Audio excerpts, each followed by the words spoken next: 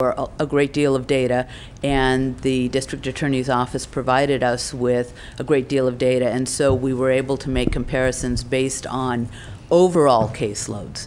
Now, getting it down to a per attorney caseload, that's going to require further refinement, but overall, looking at, they have no more attorneys now than they've had in the past, and the caseload numbers have gone up. Another area besides marijuana, obviously, is in the area of domestic violence that it's being focused on as well.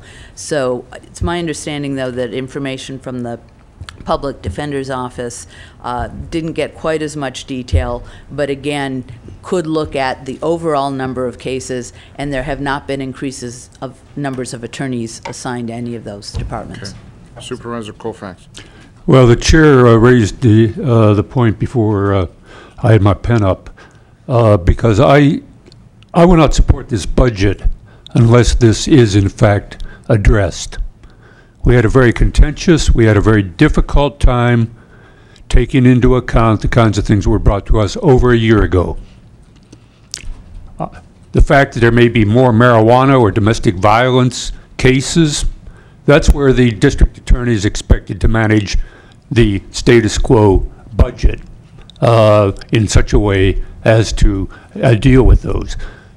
The fact there is not a case management system in place is something that the district attorney and presumably public defender have had a year to work up. This was a key element in this board's decision to increase the salaries of the public attorneys. The fact that it has not been implemented, I take as a serious sign of the failure, for whatever reasons, and I won't allude to some of these reasons, but I find it a little distasteful to hear that marijuana issues come managing to sneak into this discussion when Measure G still is in place with its terminology, and whatever agenda that may be put out there, and I wish the district attorney had stayed for this. Good. She can review the tapes because I'm not going to repeat this.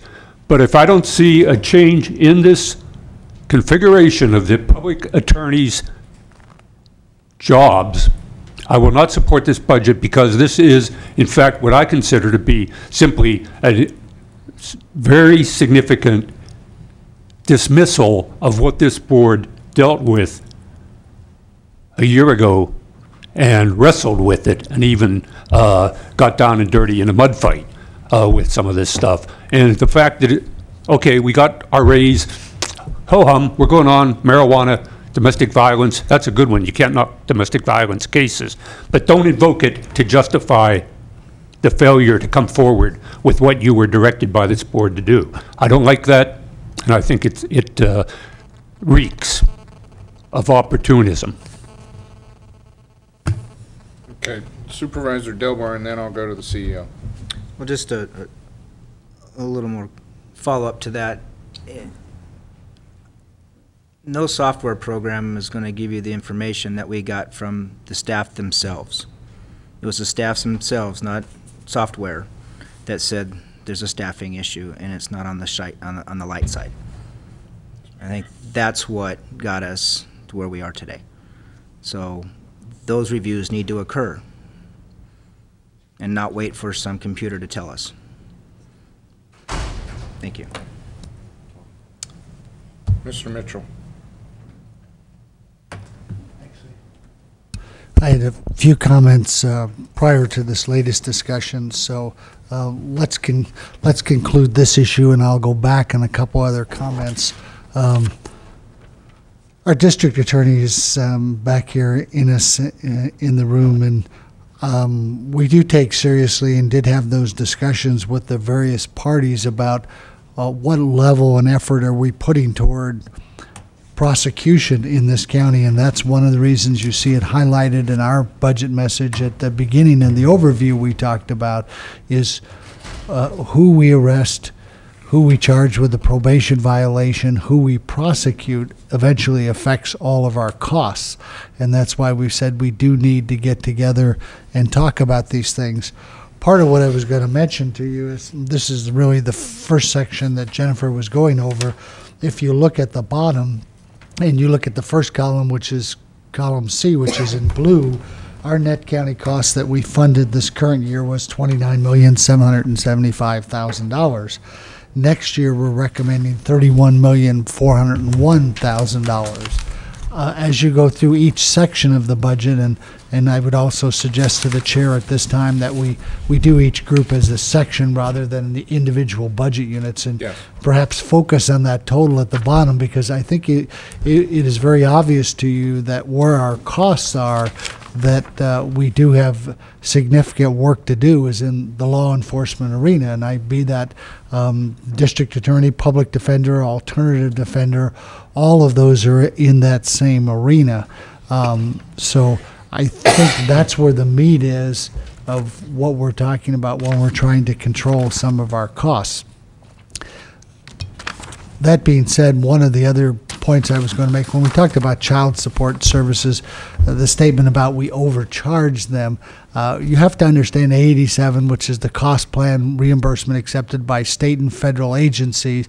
And since A87 does work 2 years in arrears, you anticipate what your expenses are going to be based on a future year. And what ended up happening in the case of child support is because we changed the nature of that program, and some of the costs were obtained from other places rather than the county. It's not that the county overcharged them, that we did anything wrong. It was just in this mathematical calculation that's done at 87. It doesn't anticipate when you're going to make a course correction, for instance, and outsource some services.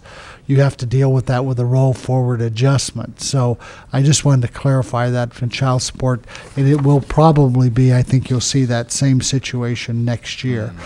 So I'd like to ask Meredith if she could come up and perhaps shed a little light on this discussion about what the workload of the individual attorneys are in the office, and how all of this ties together, if she could. Meredith will do that. I just want to add one little thing, just tying this back to past discussions here.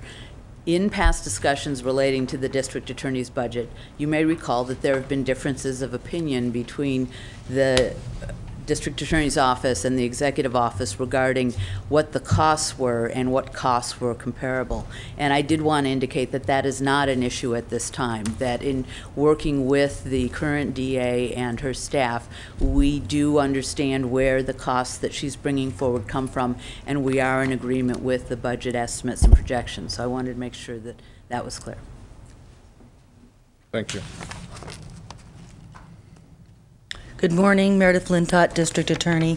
I understand that a question is being posed and revisited, and that is, why doesn't the District Attorney's Office have a time study? And what this stems from, as I understand it, being a newly elected DA, is that during the course of the negotiations with the new public attorney